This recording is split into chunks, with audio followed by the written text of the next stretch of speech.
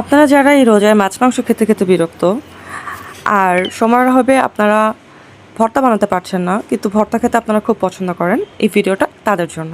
কারণ এই ভর্তাটা বানানোর জন্য লাগবে না কোনো ধরনের কোনো শিলপাটা আর লাগবে না কোনো ব্লেন্ডার। সো প্রথমেই আপনারা একটা কড়াইয়ে তেল, শুকনো মরিচ দিয়ে সুন্দর করে টেলে নেবেন। আর তারপরে এটার সাথে দিবেন কিছু দেশি চিংড়ি, আর আপনাদের বাসায় যেই চিংড়ি থাকবে সেই চিংড়ি। আমার কাছে দেশি চিংড়ি ছিল, তাই আমরা দেশি চিংড়ি দিয়ে এটা করলাম। আর এটার সাথে ছিল দেশি ধনিয়া পাতা, দেশি পেঁয়াজ আর পরিমাণ মতো লবণ। আর সাথে ছিল আমার আম্মুর স্পেশাল হাতের স্পেশাল জাদু। খুব সুন্দর মতো এটাকে হাতে ডলে নিতে হবে। আর এই ভর্তাটার নাম হচ্ছে হাতে ডলা চিংড়ি ভর্তা। যারা কিনা চিংড়ি ভর্তা খেতে পছন্দ করেন, ভ্যারিয়াস ওয়েতে আপনারা চিংড়ি ভর্তা বানান, কিন্তু এই ভর্তাটা, ও মাই গড, আমি যখন এই ভর্তাটা খেয়েছিলাম এটা দিয়ে আমি লিটারালি পুরো 1 প্লেট ভাত শেষ করে ফেলেছিলাম। এত এত এত টেস্টি ছিল।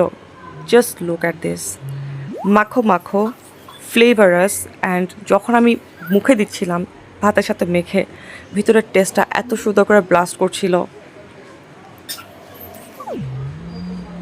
এটার সাথে কাঁচা পেঁয়াজ, কাঁচা ধনিয়া পাতা আর সরিষার তেলের যে একটা স্মেল, আর চিংড়ি মাছের একটা ফ্লেভার তো আছেই।